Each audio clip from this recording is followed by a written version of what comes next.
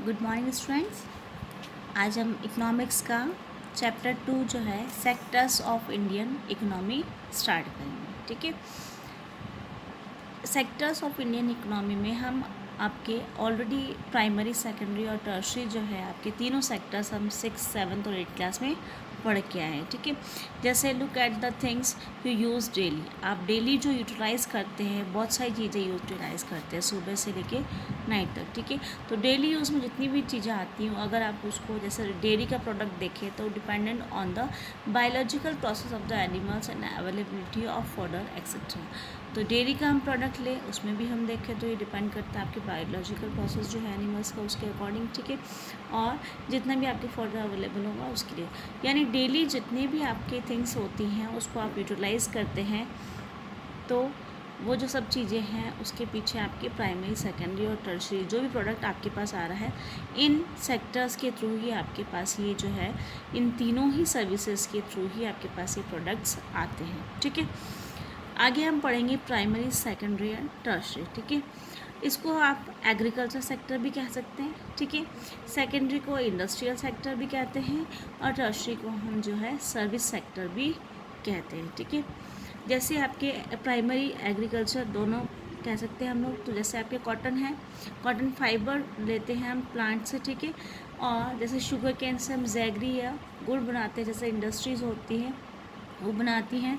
तो ये हो गया आपके रॉ मटेरियल के थ्रू आपके कोई प्रोडक्शन हो रहा है, इंडस्ट्रीज में मैन्युफैक्चर हो रहा है, यानी आपका रॉ मटेरियल आपने प्राइमरी सेक्टर से, यानी नेचुरल जो आपके रॉ मटेरियल आपने यूटिलाइज़ किया, फिर उसको मैन्युफैक्चर करा इंडस्ट्रीज़ में। ठीक है, यानी कोई भी प्रोडक्ट आपने नेचर से लिया, उसके बाद उसको मैन्युफैक्चर करा, उसको क्रिएट करा, कुछ बनाया, उससे मैन्युफैक्चर करके इंडस्ट्रीज़ के थ्रू। जैसे आपके कॉटन फाइबर फ्रॉम प्लांट से लिया आपने, उसके बाद स्पिन यार्न और करके या वीविंग करके जो है क्लॉथ बनाया, वो इंडस्ट्रियल सेक्टर में आ जाता है। उसके बाद जब ये क्लॉथ मार्केट में आपके सर्विस सेक्टर के थ्रू जो है, आपके जो ट्रांसपोर्टेशन के थ्रू जो आप दुकानों तक पहुंचाते हैं, वो सब चीज़ें आपके टर्शरी सेक्टर में आता है। तो ये हो गया आपके प्राइमरी, सेकेंडरी और टर्शरी सेक्टर। इस प्राइमरी, सेकेंडरी और टर्शरी को हम इस तरीके से भी जो है एक्सप्लेन कर सकते हैं एग्ज़ाम में भी, अगर आपसे डिफ्रेंशिएट अगर इसका पूछा जाए तो उस तरीके से। प्राइमरी सेक्टर जो है उसमें आपको, उसको हम एग्रीकल्चर भी कह सकते हैं, तो अलाइड सर्विस सेक्टर भी कह सकते हैं। ये सेक्टर आपको प्रोड्यूस करता है गुड्स और services by exploiting natural resource. मैंने आपको बताया नेचुरल रिसोर्सेज जो होते हैं उसको एक्सप्लॉइट करके ये चीज़ें यूटिलाइज लेते हैं।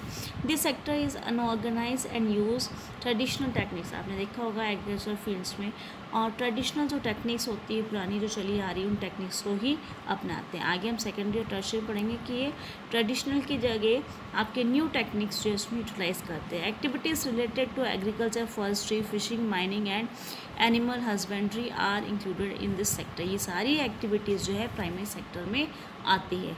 रिमेंबर दिस थिंग, ये जो एक्टिविटीज़ हैं इनके नाम आपको लर्न होने चाहिए। फिशिंग, माइनिंग, ये सब चीज़ें, जैसे बैंकिंग है, एटीएम है, ये सब चीज़ें आपके अलग अलग सेक्टर्स के एग्जांपल्स हैं जो कि आपको लर्न होने चाहिए। एग्जाम में आपके बेसिकली इसके क्वेश्चंस आते हैं। ठीक है, this sector continue to be the largest employer in most of the developing nations like that of India. जैसे हमारे इंडिया में होता है, मोस्टली लार्जेस्ट एम्प्लॉयर यहीं पे होते हैं हमारे, जो कि हमको जो है एम्प्लॉयमेंट देते हैं। ठीक है, नेक्स्ट है आपके सेकेंडरी सेक्टर। ये आपके मैन्युफैक्चरिंग सेक्टर भी कहलाता है, मैंने बताया था, जिसमें आप कुछ नए प्रोडक्ट बना रहे हो नेचुरल रिसोर्सेज के द्वारा। This sector transforms one good into another by creating more utility from it. उससे और यूटिलाइज करने के लिए, सही तरीके से और अच्छा बना करके उसको नया चीज़ जो है नए रूप में उसको ट्रांसफॉर्म करते हैं उस गुड को। ये ऑर्गेनाइज सेक्टर है and use better techniques. Organise sector भी हैं, जैसे अगर हम ऑर्गेनाइज सेक्टर की बात करें तो उसमें आपके फ़िक्स वेजेस होते हैं, टाइम पीरियड भी फिक्स होता है। ये सब चीज़ें जो है आगे आएंगी आपके ऑर्गेनाइज्ड और अनऑर्गेनाइज। ठीक है, तो वहाँ पे वेजेस जो फिक्स होते हैं, उस तरीके से हम क्या और चीज़ें, बेनिफिट्स जो होते हैं आपके हेल्थ के और सब चीज़ें उसमें इंक्लूडेड होती हैं। तो ये यहाँ पे ऑर्गेनाइज सेक्टर कह सकते हैं आप इसको। ठीक है, और उसके अलावा बेटर टेक्निक्स भी इसमें यूटिलाइज करते हैं सेकेंडरी सेक्टर में। और ये चीज़ें जो हैं आपके ऑर्गेनाइज सेक्टर और बेटर टेक्निक्स जो आपके टर्शरी सेक्टर में भी आता है, ठीक है। इट इंक्लूड्स, इसमें कौन कौन से एग्जांपल, जैसे manufacturing units, small scale units, large firms, big corporates और मल्टीनेशनल जो कॉरपोरेशंस होते हैं वो सब इसमें आते हैं। This sector has failed to provide employment to the surplus workers of primary sector. जितने भी आपके बहुत सारे लोग यहाँ पे जो होते हैं उन सबको ये सारा काम नहीं दे सकता है, ठीक है। तो ये इसमें इसकी कमी हो जाती है। टर्शरी सेक्टर जो है आपको सर्विस सेक्टर भी कह सकते हैं।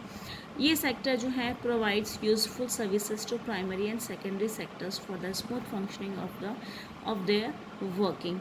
इन प्राइमरी और सेकेंडरी को जो है सही तरीके से चलाने के लिए, स्मूथली इनका काम चलता रहे, इसके लिए टर्शरी सेक्टर जो है उनको सर्विस जो है वो प्रोवाइड कराती है।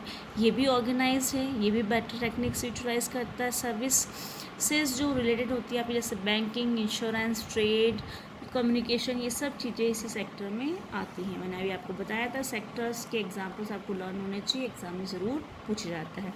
This sectors sharing in the employment is increasing. Tertiary sector जो है कैसे इंडिया में भी जो है एम्प्लॉयमेंट ज़्यादा इंक्रीज़ हो रहे हैं टर्शरी सेक्टर में, उसके क्या रीज़न्स है वो हम इसी चैप्टर में आगे पढ़ेंगे। तो ये था आपके प्राइमरी, सेकेंडरी और टर्शरी में अगर आपको डिफ्रेंशिएट करने के लिए आता है तो आप इस तरीके से बता सकते हैं। तो हम दोबारा से इसको पढ़ लेते एक बार, रिवाइज कर लेते हैं। प्राइमरी सेक्टर, ठीक है। When we produce a good by exploiting natural resources, it is an activity of the primary sector। अभी हमने पढ़ा था, ठीक है। आप कोई भी चीज़ प्रोड्यूस कर रहे हैं, कोई भी गुड्स, वो आप नेचुरल रिसोर्स जो हैं आपके प्राकृतिक जो स्रोत हैं उनको आप एक्सप्लोइट करके कोई चीज़ बना रहे हैं, प्रोड्यूस कर रहे हैं, तो वो आपके प्राइमरी सेक्टर कहलाता है। जैसे आपके डेयरी, फिशिंग, फॉरेस्ट्री एक्सेट्रा, ठीक है। वाई प्राइमरी, क्यों इसको प्राइमरी सेक्टर क्यों कहते हैं? क्योंकि because it forms the base for all other products. क्योंकि ये आपको एक बेस, एक जो स्टार्टिंग जो होती है दूसरे प्रोडक्ट्स को बनाने के लिए, वो आपको बेस तैयार करके देता है। दैट वी सब्सिक्वेंटली मेक, जो कि आप आगे बना सकते हैं। It is also called agriculture and related sector. Agriculture और रिलेटेड सेक्टर इसको आप कह सकते हैं। यही पढ़ा हमने, ठीक है। Secondary sector, activities in which natural products are changed into other forms through ways of manufacturing।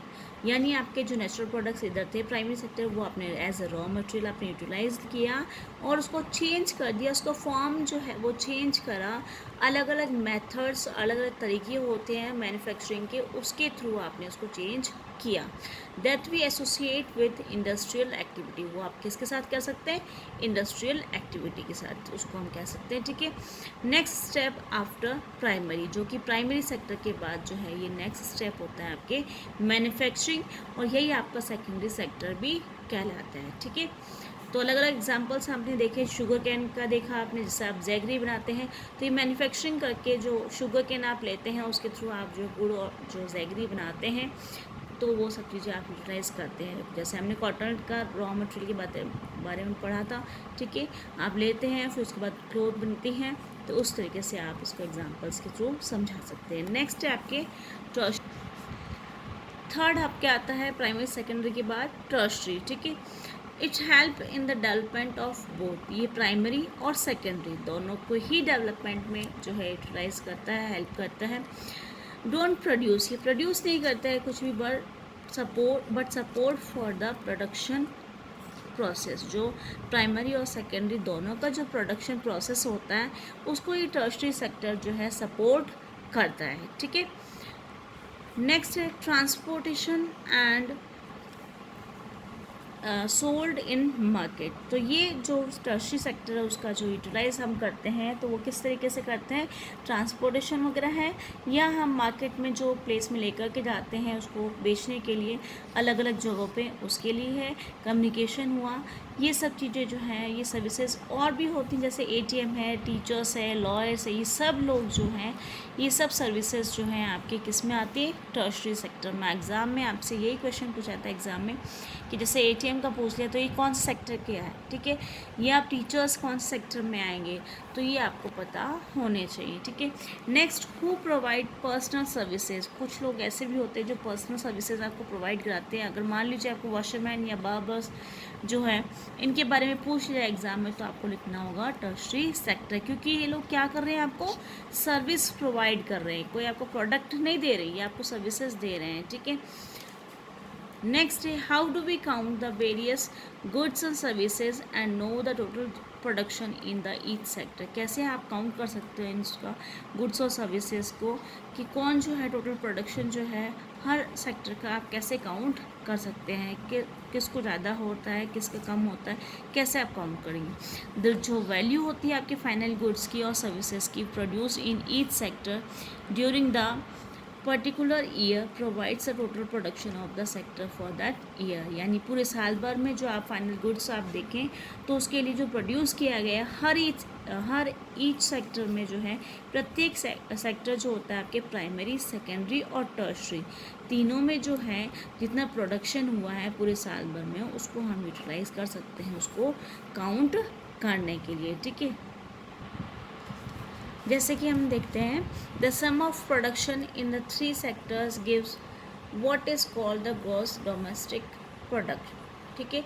जो आप तीनों ही सेक्टर्स का अगर आप देखें टोटल प्रोडक्शन कितना हुआ है वो हम प्लस करके वो हम जीडीपी निकाल सकते हैं। तो ग्रॉस डोमेस्टिक प्रोडक्शन आपका कितना हुआ है पूरे साल भर में कंट्री में, इंडिया में, तो इंडिया में it is done by central government with the help of various government departments. ये सेंट्रल गवर्नमेंट होती है, बहुत सारी जो गवर्नमेंट्स होती है उसके स्टेट गवर्नमेंट्स और सबके अंडर वो जो है उसके थ्रू सेंट्रल गवर्नमेंट जो इसको मैनेज करती है।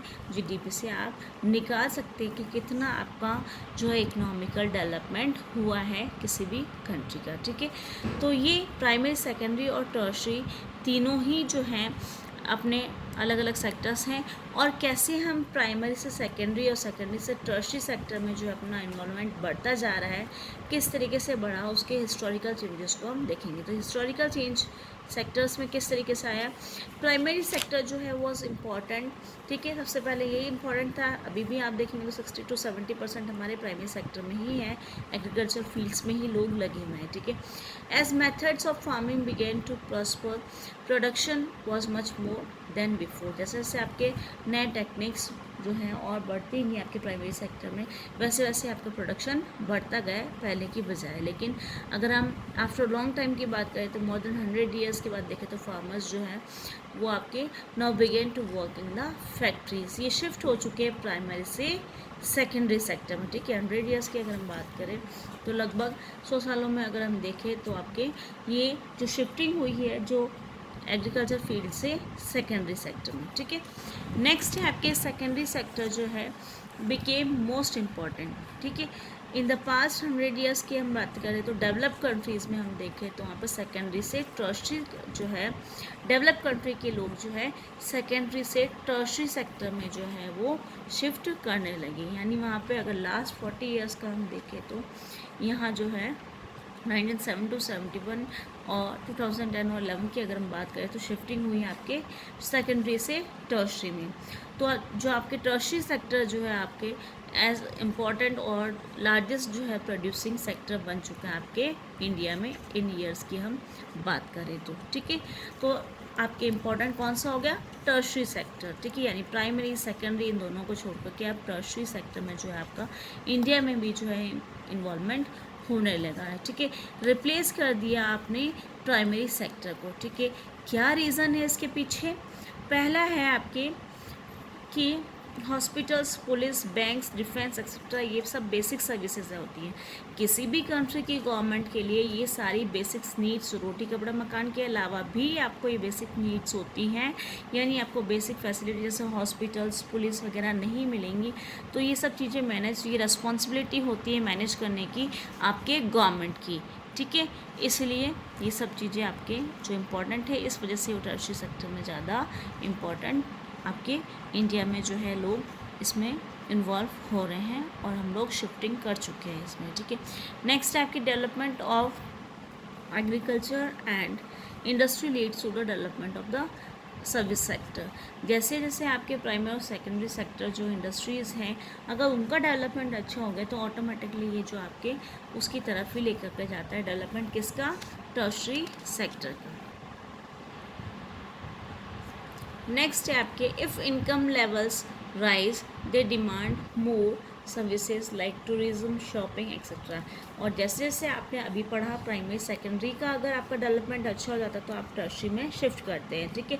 तो ऑटोमेटिकली टर्शरी सेक्टर का भी डेवलपमेंट हो जाता है। उसके बाद जो अगर आपके इनकम लेवल जो है लोगों का बढ़ जाता है तो उनकी डिमांड बढ़ जाती है, ठीक है। जितना पैसा ज़्यादा और होगा तो मोर डिमांड वो और रखेंगे, जैसे आपके घूमने के लिए, बाहर खाना खाने के लिए, शॉपिंग करने के लिए, तो उनकी ज़रूरतों से ज़्यादा भी और वो अपनी डिमांड रखते हैं। तो इनकम लेवल बढ़ जाता है तो उस तरीके से आपकी डिमांड्स भी बढ़ती रहती हैं। आईटी जो है आपके इम्पोर्टेंट सेक्टर सर्विस के रूप में आ रहा है, सर्विस सेक्टर के रूप में आ रहा है, ठीक है। तो नए नए सर्विस सेक्टर्स इसमें इंक्लूड हो रहे हैं, जिसके जैसे हम लोग इसमें टर्शरी सेक्टर में हमारा इंडिया भी जो है इन्वॉल्वमेंट दे रहा है। यही रीज़न्स हैं आपके कि क्यों हम प्राइमरी से सेकेंडरी और सेकेंडरी से टर्शरी सेक्टर में हिस्टोरिकल चेंजेस जो आए हैं उसके बारे में आपने आज पढ़ा।